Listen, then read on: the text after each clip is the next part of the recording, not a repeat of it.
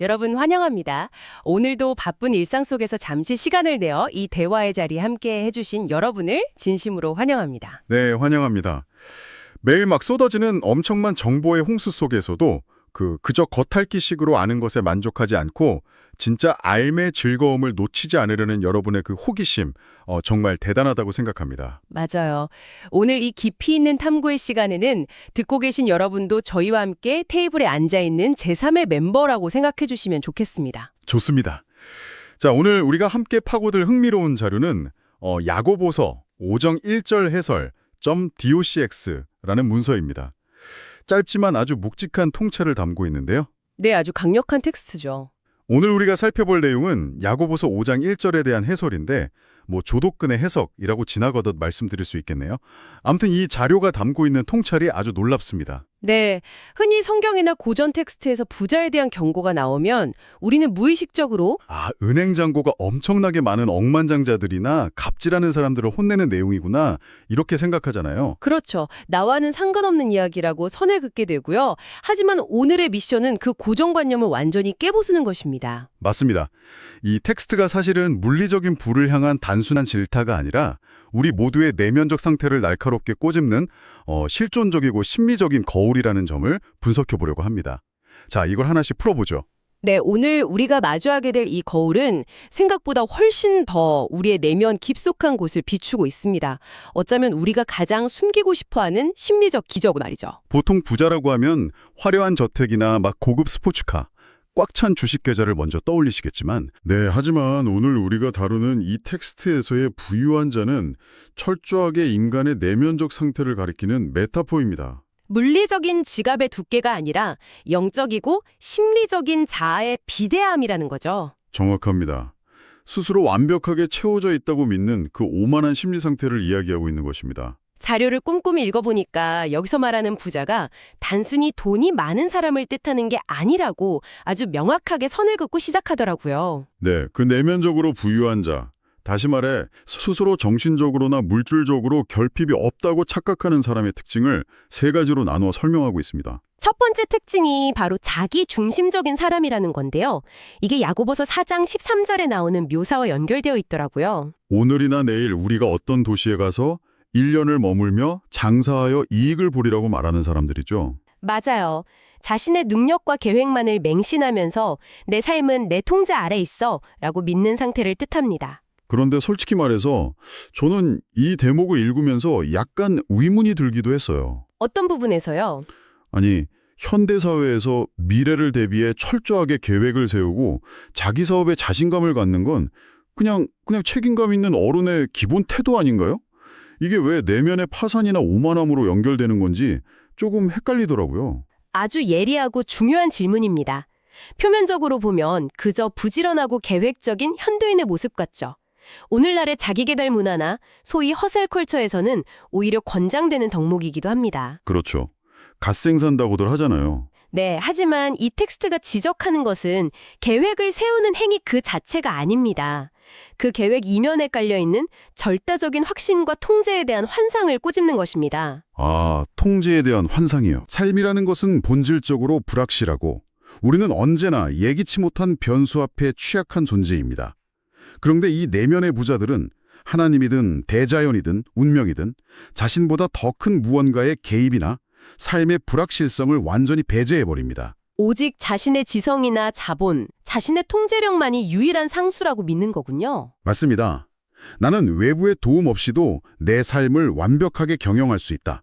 나는 이것으로 충분하다고 믿는 그 닫힌 세계관 말입니다. 스스로 완벽하게 자급자족할 수 있다고 믿는 그 교만한 심리적 포만감이 바로 여기서 말하는 첫 번째 특징이네요.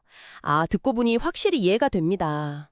계획을 세우는 것 자체가 문제가 아니라 내 삶의 운전대를 내가 100% 쥐고 있다는 착각이 문제라는 것이죠. 곰곰이 생각해보면 우리도 커리어가 좀 잘 풀리거나 투자한 게 수익이 날 때 역시 내 안목이 맞았어. 내 계획대로 완벽하게 돌아가고 있어. 라며 은근히 스스로를 과대평가할 때가 있잖아요. 누구나 그런 함정에 빠지기 쉽죠. 그게 바로 내면적 오만의 시작점이 될 수 있다는 거네요. 자, 그럼 두 번째 특징으로 넘어가 볼까요? 두 번째 특징은 심리적으로 훨씬 더 깊고 흥미로운 지점을 건드립니다. 바로 마귀를 방치한 사람이라는 분석인데요. 네, 야고보서 4장 7절에서 마귀를 대적하라고 했는데 이 내면의 부자들은 오히려 자기 안에서 솟구치는 탐욕과 교만이라는 파괴적인 세력을 그냥 내버려 둔다는 겁니다. 이 부분은 인간 심리에 대한 매우 통찰력 있는 은유를 제공합니다. 내면의 탐욕, 과시욕, 끝없는 성취욕 같은 것들은 가만히 둔다고 정체되어 있는 게 아닙니다. 방치할수록 우리의 자아를 비대하게 기형적으로 성장시키는 동력이 되죠. 자료에서는 이 세력에 대항하여 내면의 균형을 잡으려 하기는커녕 오히려 그 욕망에 완전히 굴복해서 자기 자아를 거대하게 키운 상태를 지적하고 있습니다. 탐욕이 이끄는 대로 자신을 내어준 채로 그것을 마치 열정이라는 이름으로 포장하는 거네요. 이걸 읽으면서 제 머릿속에 아주 강렬한 이미지가 하나 떠올랐어요. 어떤 이미지인가요? 비유하자면 자기 집 지하실에 엄청나게 굶주린 괴물을 가둬놓은 상황과 비슷한 것 같아요. 정상적인 사람이라면 어떻게든 그 괴물을 통제하거나 내쫓으려고 싸울 텐데 이 사람들은 오히려 그 괴물한테 계속 먹이를 주는 겁니다. 탐욕이라는 먹이, 교만이라는 먹이를 계속 던져주면서 말이죠. 네, 지하실의 괴물이 집채만큼 커지는 걸 보고 와, 내 집에 파워가 엄청나졌어 라고 착각하는 거죠. 사실은 그 괴물이 언제 거실로 뚫고 올라와서 자기를 집어삼킬지도 모르는데 말입니다. 그 지하실 괴물 비유가 이 상황을 아주 정확하게 짚어냈습니다. 바로 그 지점입니다. 자신을 파괴할 수도 있는 내면의 어두운 충동들을 통제하려는 최소한의 투쟁조차 포기해버린 상태. 그리고 그 괴물의 덩치를 자신의 힘이라고 동일시하는 치명적인 착각이 바로 두 번째 특징입니다. 정말 소름 돋는 비유네요. 자, 그리고 세 번째 특징은 지식만 있는 사람입니다. 야고보서 4장 17절. 선을 행할 줄 알면서도 행하지 않는 사람을 꼬집는 내용인데요. 네, 자료에서는 이를 영적 게으름뱅이라고 부릅니다. 저는 이 대목이 현대사회를 살아가는 우리에게 가장 뼈아픈 타격으로 다가온다고 생각했습니다.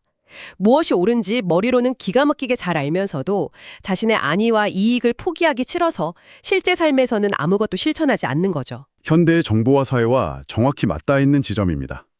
지금은 정보와 지식이 넘쳐나는 시대죠. 누구보다 논리적으로 떠들 수 있고 SNS에서 멋진 글을 공유하기도 하잖아요. 하지만 그것을 자신의 구체적인 삶 속에서 자신의 손해를 감수하면서까지 살아내는 실천은 턱없이 부족합니다. 이 텍스트가 지적하는 것은 자신이 아는 지식의 양이나 세련된 비판의식을 곧 자신의 도덕적 수준이라고 착각하는 태도입니다. 이건 역시 심각한 지적 허용이자 내면적 오만이죠. 행동과 희생이 따르지 않는 앓음은 결국 이기적인 자기 자신을 방어하기 위한 화려한 지적 장식품으로 전락하고 맙니다. 듣고 계신 여러분은 어떠신가요? 혹시 우리도 일상 속에서 나는 내 인생을 완벽하게 통제하고 있어.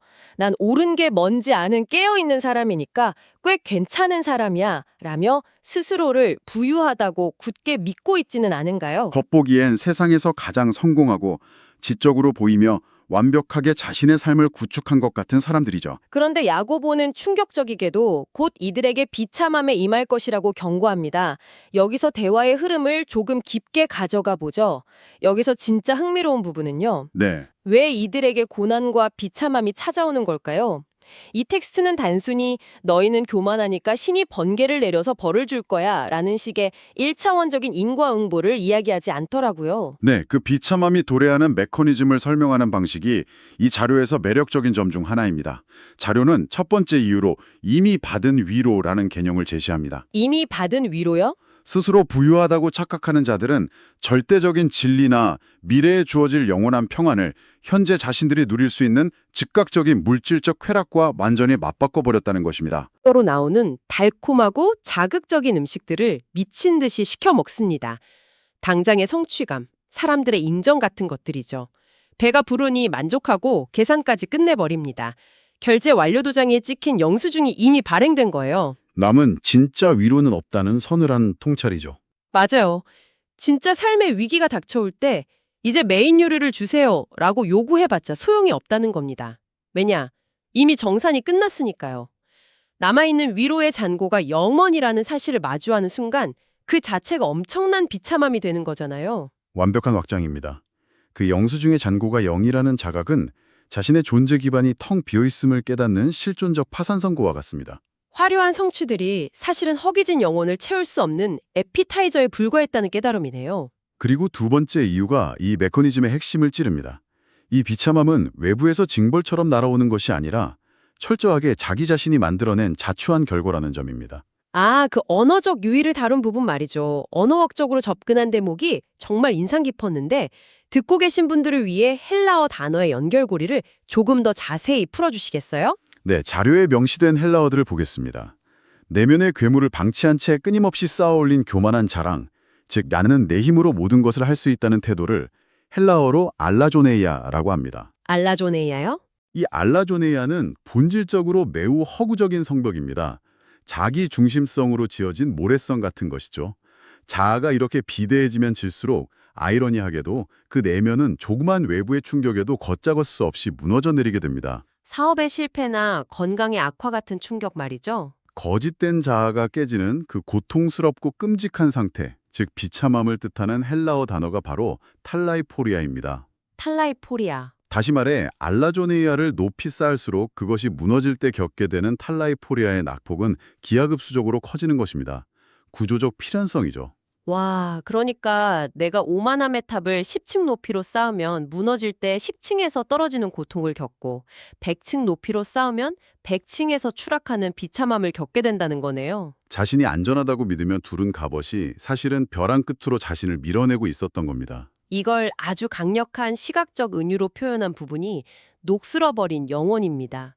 거대한 빌딩을 지었는데 핵심 기초뼈대에 썩은 나무젓가락을 꽂아놓은 거나 마찬가지인 상황이랄까요? 재물이 시간이 지나면 자연스럽게 부식되듯이 절대자인 하나님과 단절된 채 자기 혼자만의 힘으로 쌓아 올린 성취는 결국 내면 깊은 곳에서부터 썩어 들어가고 있다는 선언입니다. 그 녹이라는 은유가 정말 무섭더라고요. 겉은 화려하지만 속은 녹슬어 무너져 내리기 직전의 상태. 듣기만 해도 막막해집니다. 그럼 대체 이 의미가 뭘까요? 야고보는 이들을 향해 울며 통곡하라고 외치잖아요. 네, 그렇습니다. 솔직히 이 텍스트만 때려놓고 보면 거봐라 너희는 속이 다 썩었으니 이제 망해버려라 하는 무서운 저주나 조롱처럼 들리기도 하거든요. 표면적으로는 끔찍한 심판의 선고처럼 들릴 수 있죠. 하지만 이걸 더 큰 그림과 연결해보면 이것이 단순한 저주나 정죄가 아님을 알 수 있습니다. 저주가 아니라면 뭘까요? 이것은 거짓된 환상 속에서 파멸을 향해 브레이크 없이 질주하는 이들을 향해 울리는 강력한 사이렌 소리입니다. 자신이 안전하다는 착각에서 제발 깨어나라고 흔들어 깨우는 실상에 대한 자각을 촉구하는 마지막 동아줄인 것이죠. 아, 낭떠러지로 떨어지라는 저주가 아니라 네가 지금 낭떠러지를 향해 달리고 있으니 제발 브레이크를 밟으라는 사이렌 소리군요. 저는 이 맥락에서 자료가 설명하고 있는 소리의 반전 대목을 읽고 전율을 느꼈습니다. 아, 단어들의 발음을 통한 극적인 대비 말씀이시군요. 네, 스스로를 과시하며 으스대던 그 교만한 자랑. 나는 다 가졌다라고 떠들던 단어 알라조네이아가 알라라는 소리로 시작했잖아요. 가슴을 쫙 펴고 가벼운 마음으로 내뱉는 오만의 소리죠. 맞습니다. 그런데 그 알라 하며 거들먹거리던 다들이 마침내 자신들의 영혼에 깊은 녹이 쓸었고 영수증은 텅 비어있다는 이 끔찍한 실존적 현실을 직시하게 되었을 때 터져나오는 소리는 완전히 달라집니다. 본문에 쓰인 통곡하라는 단어가 헬라어로 올롤 유존테스더라고요. 올로라는 소리로 시작하죠. 자료는 이 언어적 유희를 통해 아주 극명한 대비를 조명합니다. 자랑의 알라가 깨달음의 고통이 동반된 비명인 울로로 변하는 이 극적인 사운드의 임팩트. 환상에서 깨어나는 순간 마주하는 고통의 깊이가 너무 뼈저리게 다가옵니다. 자랑하던 입술에서 터져나오는 비명이라니. 알라에서 올로로 변하는 찰나의 순간이 영화처럼 선명하게 그려집니다. 하지만 이 올로라는 통곡의 소리가 그저 비극적인 엔딩으로 끝나는 게 아니라는 점이 중요합니다. 그렇죠. 비참함이 내면을 완전히 집어삼키기 전에 아직 기회가 있을 때 야고보서 4장 9절에 나오듯 진짜 회개의 눈물을 흘리라는 촉구인 거죠. 정확합니다. 영적으로 완전히 파산한 상태임을 인정하고 가짜 자아의 죽음을 슬퍼하며 통곡하라는 애정어린 촉구입니다. 자기 파괴적인 교만을 멈추고 자신의 한계를 인정할 때 비로소 진짜 생명과 회복을 경험할 수 있다는 강력한 메시지죠. 자, 이제 오늘 우리가 나눈 이 깊고도 서늘한 통찰을 마무리할 시간입니다. 이 야고보서 5장 1절은 뉴스에 나오는 갑질하는 부자들을 욕하기 위한 글이 아니었습니다. 내 안에서 하나님을 대적하며 스스로 부유하다고 착각하는 오만한 자아를 향해 날아온 준엄한 경고장입니다. 나는 내면의 마귀를 쫓아내지 못해 스스로 비참함을 자초하고 있지는 않은가 하는 실존적 질문을 던지게 되네요. 오늘 이야기를 들으신 여러분, 남들에게는 보이지 않지만 내 안에서 조용히 내 영혼을 갉아먹고 있는 녹이 혹시 있지는 않으신가요? 나는 이 정도면 괜찮아. 내 미래는 내 통제 아래 있어 라는 착각이 바로 부식의 시작점일지 모릅니다. 그 녹이 우리의 내면을 완전히 부식시켜 그 최종 영수증이 청구되기 전에 우리는 매일 어떤 영적 방청제, 그러니까 녹방지제를 바르며 스스로의 내면 계좌를 점검해야 할까요? 오늘 함께 깊이 있는 탐구를 즐겨준 여러분께 감사드리며 이 묵직한 질문에 대한 각자의 답을 찾아보시길 바랍니다. 저희는 다음 시간에도 흥미로운 자료로 돌아오겠습니다. 함께 해주셔서 감사합니다.